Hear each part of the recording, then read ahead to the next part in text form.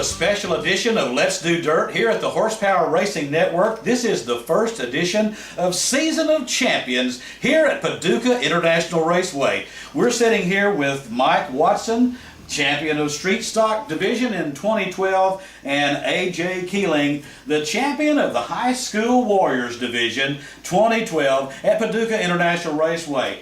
So guys, what have you got coming up for the 2013 season that we're going to be proud to sit here and watch and see you compete in again? Either one. Don't be shy. I'm going to run the same car I had last year, at least get started in it, and see if we can kind of pick up where we left off. We kind of struggled a little at the end of the year, but all in all, the season was good.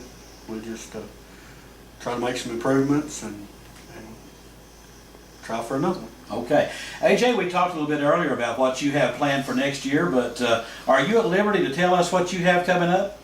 I think I'm going to keep it under the belt, I guess you could say. Keep it under, not release it until next year, but I will be racing there at Paducah International Raceway in the same car, maybe upgrade to a different one as the season goes on, but hopefully I have another good year. Not going to run points, I can tell you that for sure. It was a hard year this year. I had a bad opponent to go against, but Daniel Edwards and his dad, Donnie Edwards, they are the ones that probably should have been up here instead of me. They had more dedication to it, but I had a good year and ended up with the win. Well, since we're with you, AJ, here's a question that I have. You know, we're in Western Kentucky, and in Kentucky we're supposed to play basketball. Some of us didn't do that. Some of us decided to race cars. So while we're still on you, my question to you would be, especially in the High School Warrior Division, being a young racer, why racing? Well, I mean, my high school, I'm not trying to down them or anything, but they don't have the best sports, and I couldn't make all the practices, and I tried to do it both, race and play football, but their games was on Friday night, and I'd rather be racing than playing football. Well, that sounds like a good answer to me. Mike, what about you? Now, you've been doing this for a while, five-time champion. I mean, you've got a lot of racing and a lot of championships under your belt. Just kind of talk about the racing history and what that means to the Watson family. It's a family sport. I mean, we do it as a family. We enjoy it. We don't vacation. We don't we just don't do that. That's our vacation when we go off somewhere to race. The winter time we work racers auctions to help fund the program, and just my wife, she's been around it all her life, and my kids enjoy it, and it's just you hear some people say that's all they know how to do, and that could be true. Since we're still there with you, I see all of these awards and trophies that you have behind us, quite a collection, and I see the number 17 on that car. Where did the number 17 come from? Got any history on that? It's a kind of funny deal. I had a good friend of mine run number 17, and he struggled a little with his car and wanted me to drive it one night. So I agreed, and we had tore ours up, so I drove it, and I liked about half a lap winning the heat race in it, and made the big show. Back in, I don't want to tell the year because I don't want to get it wrong, but we used to have to race into the feature at PIR. We had 40 cars a night. And if you didn't finish in the top 4, I believe, of the heat race, you run a consi. And we went through the consi, we made the feature, and I drove for him the rest of the year. That was the number on the car, and it just kind of stuck. I felt like it was a turning point to turn my career around, if you want to call it a career. I just kind of let it stick from there. So it come from a good friend of mine. So AJ, what about your number? Any history on that? Well, before I got to racing, I'd always go to the track, and we'd have little foot races around the playground that used to be there. And my favorite driver is Kerry King, and he was K13. And when I got into it, I started off the year in K11 and didn't really like it. So we changed the number second year, and K13 is where we've been at. Anybody, and to allude with further with what you're talking about, the people that maybe influenced you, who exactly in your young history influenced you to follow this racing career, and where did it all start? Talk about that just a bit. Well, For our racing career, I'm first generation racer. Nobody in my family's raced or ever thought about racing, I guess. And I just got buddied up with buddies from school, Josh Hartman and Blake Martin. And they was racing before I was, so I went to the track and kind of liked it. So eventually I talked Dad and Mom into buying me a car, and we got into it from there. But you have to admit that you're built for racing. AJ Keeling?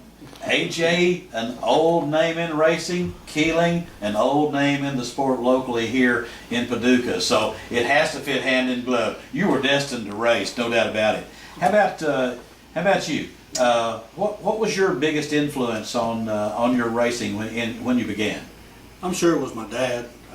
He raced, and we'd go to the track with him, and we run demolition derbies for a long time. And my dad had quit the sport, and everything was kind of, so we was sitting at Clarksville Speedway one day, and they had rained out and was running on a Sunday, and I said, I think I can do that. He said, well, I think you can too. And like I say, the bug had been there, so, we grew up watching Carmel Richardson. I liked him. Barry Bell out of Tennessee. Them guys, they won. You watch who wins. That's, and it makes you, admire what they do.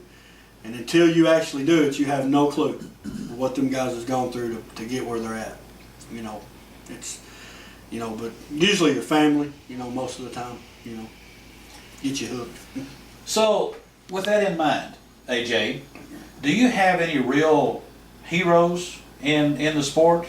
Who do you look up to? Well, Jeff Patterson, he's usually, when I started out, I pitted next to him, and he helped me out, and they've been through racing years, through all his kids and all that.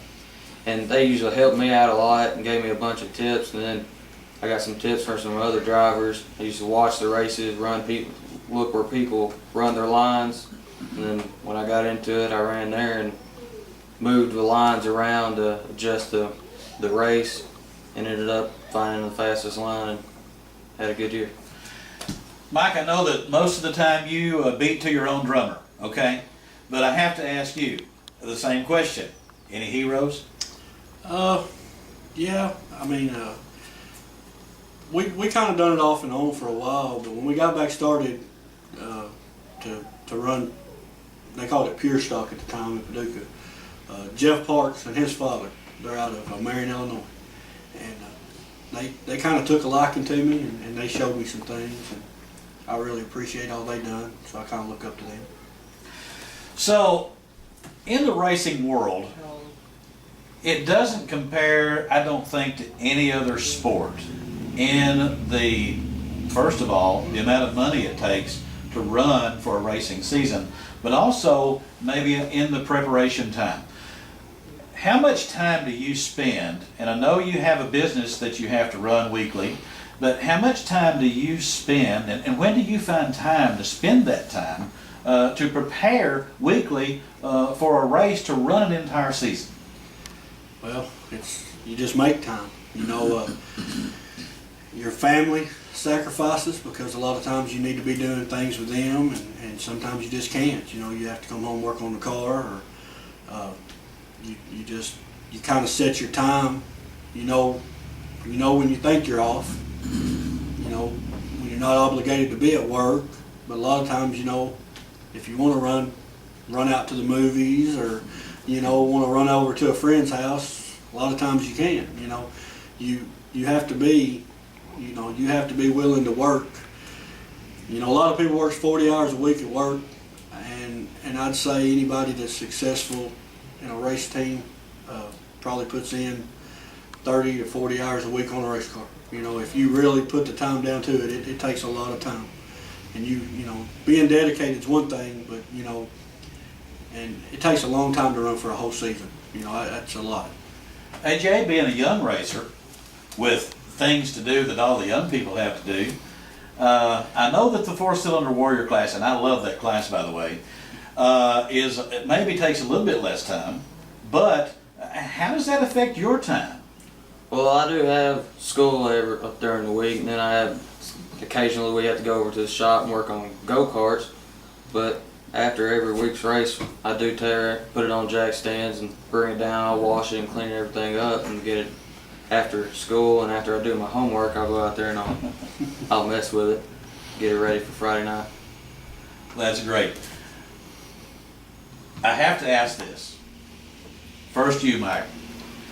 What would be in your race career perhaps the most memorable race that you've ever had, or the most memorable racer that you've raced against? I guess I've raced long enough, there'd be so many. I mean, you know, usually winning your first race stands out. You know, you can remember that. Or Can you remember when that was? I can't remember a date. You know, it sneaks up on you, time does. As far as this year, we've been in a little slump, you know, and when we come back out this year, we kind of been written off, you know, and we needed to prove that we still knew how to get it done. So we won Lucas Oil Night, and that was a big deal for us. And then we backed it up to next week with probably the biggest field of cars we had, and we won 2 weeks in a row. Man, I've had some rivalries, man. I mean, I guess you call them rivalries. I've raced hard with a gentleman named Kenny Hayes. We run neck to neck to the championship. Terry Jones, I beat him for a championship. And you look back on it when you won 4 or 5, and you think, you know, it wouldn't have been so bad if they wouldn't have won, you know. But to win 5 of them, I won 4 in a row. This one's pretty special because it took a while to get this one. You know, we've raced a lot of guys.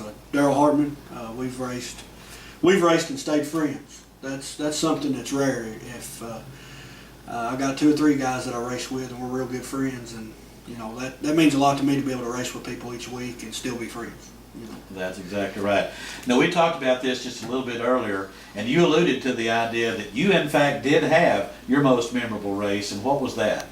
Well, we got a pill draw to place us in a heat, and I barely got pole by 1 number, and I remember it's number 16, and I started front row into my car, and we went into the heat race, and coming down the back stretch, the car quit pulling, and I got out and looked under the car, and there was transmission fluid all over the track. I thought it was done, because if I would have missed 1 race, points championship would have been gone. And my buddy, he let me loan his car, and I had to start dead last in the feature. Come back from dead last and was battling for the lead in his car, and coming out of the turn on the white flag, and I hit the leader and broke the right front tire rod, busted the tire, and blowed the radiator. It was the funnest time I ever had, but Not quite. That's a memorable race, all right. What do either one of you guys do when you're not racing? I know you've already said you don't do anything but race, and basically I think you both fit that category. But well, what do you do when you're not racing? when I'm not racing, I'm usually at home watching a dirt late model race or dirt sprint car. And then on the side, I travel with another team going go-karting. And if we're not racing that weekend, we're either hanging out, racing on PlayStation, or watching races at home. There you go, Mike. PlayStation. That's where you learn how to race. That's how you learn how to race. What about you? Not much time in the Watson world. Well, like I say, we do a lot of swap meeting, and like I say, we work for Big Dog Promotions auction company, and they they take a lot of our time up, but it helps my racing too because it helps fund it. And we just you have to work to be able to do this, and like I say, a lot of times we're piddling in the shop or trying to learn more how to go faster.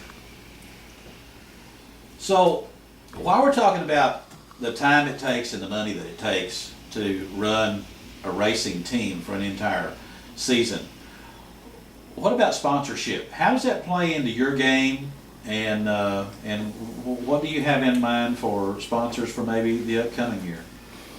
Well, I mean, sponsorship's a hard deal. You know, the economy kind of puts a toll on some of that, but we get a few guys to get a little money from them, and most of it's pocketed out of ours, from in-house, I guess you would call it. But we seem to be running better now, so hopefully we can line up a few few sponsors for 13 or even further. Would love to get some kind of major sponsor. You know, would just have to take some of the pressure off of just being able to fund your car. You know, but everybody's appreciated, from the local guy that gives you. I had a guy hand me $100. Mr. Carver gave me $100 one time. Said, "Here, race on me tonight."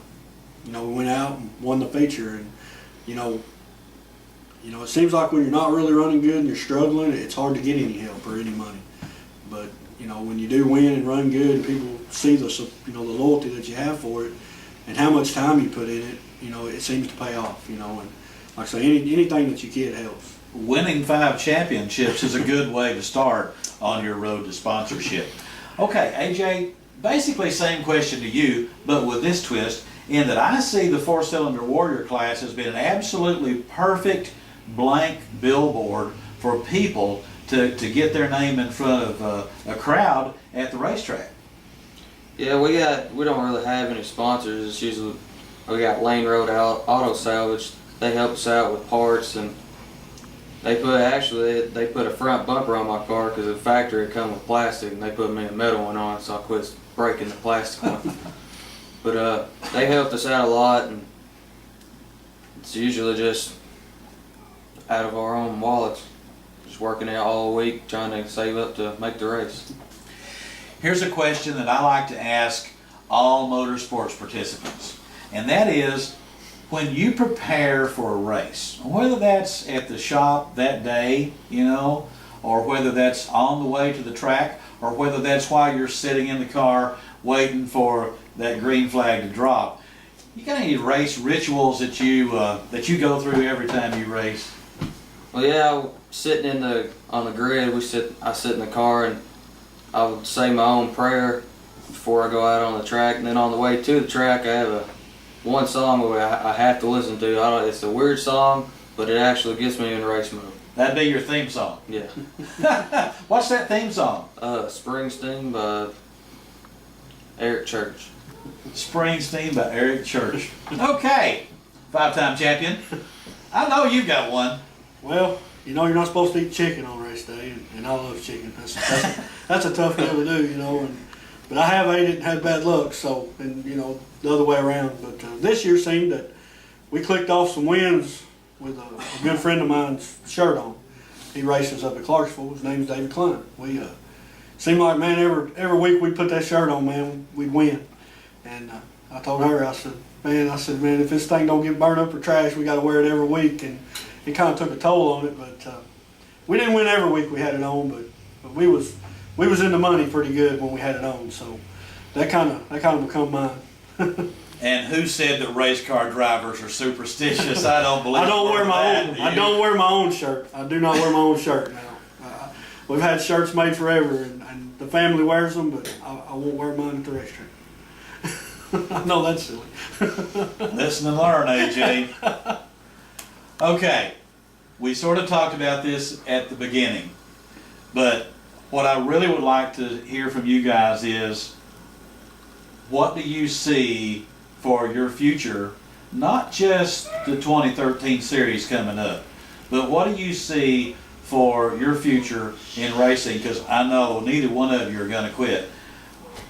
What's down the pike for AJ Keeling? Well, if everything goes well, I hopefully maybe move up to street stock and might actually race against Mike once or twice. Hopefully be up there neck and neck with him, battle for the lead if everything goes well. But eventually, crates is where I want to end up. Racing crates weekly. Those are the ones that I go to. And I've always, when I grew up watching, start going to the racetrack, those are the favorite of mine. Okay, Mike Watson, 5-time champion, street stock champion. You know, you've got it down pat. You know what the secrets are to make this happen. You gonna stay where you at? You gonna move on? I'm going to stay where I'm at for a little longer. We tried to make the jump here a few years back, and we wasn't really ready financially. I do have some ideas. We're putting some pieces back, and if we can put all that puzzle together, we may possibly try crate again in a couple years. Love to race out of town, but it's so hard to go to another track with the same car that you run at your home track because the rules seem to vary. We're supposed to be on a UMP deal and it's all supposed to be on the same page, but that's not always true. So in order to run more out of town, we're going to have to do something. So if sponsorship will let us and finances will allow us, but we started running back up front again, and there's some, like I say, there's a handful of drivers there, some guys that's moved down that used to run in the higher classes, and we're all racing against each other, and we're having a good time where we're at. So we're going to run at least another year just like we are, maybe two, and we may try to get our feet wet late next year or the next, but won't be nothing full time. We're going to stay street stock racing for at least a couple more years or three. I think the competition level is good enough that, you know, I'm not going to run off. I'm going to make them race me for a little longer. So. Well, that sounds good, and we'll be glad to see you in that street stock class for a few more seasons to come. Well, folks, there you have it. That's our session 1 of Season of Champions here at Paducah International Raceway with Mike Watson, champion of Street Stock Division, and AJ Keeling, the champion of the High School Warriors. There's more to come, so you stay with us, and we'll be right here on Let's Do Dirt.